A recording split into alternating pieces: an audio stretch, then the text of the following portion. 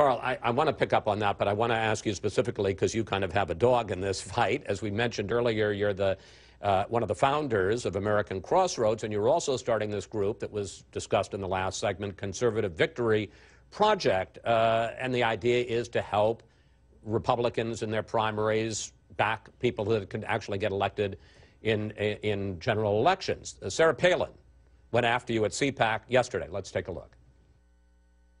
These experts who keep losing elections yet keep getting rehired, raking in millions, if they feel that strongly about who gets to run in this party, then they should buck up or stay in the truck. Buck up and run.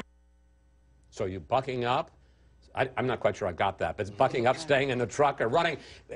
Palin says, basically, in her first line in that, was that the last thing the party needs is people from the Washington establishment, didn't mention your name, but I think you were who she was talking about, vetting Republican candidates. Well, first of all, I live in Texas. I don't live in Washington. Yeah, but you're a little dirty here now. Second of all, look, Sarah Palin should be agreeing with this. She didn't support Todd Akin.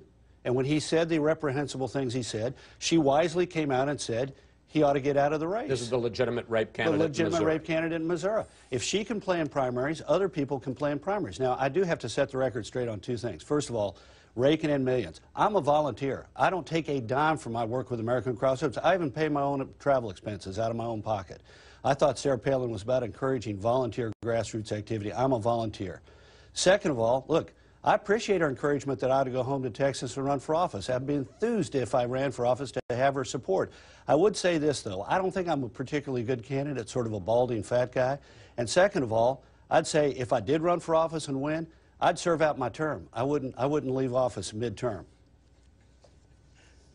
I wonder who he was referring to. Now, which brings me to you.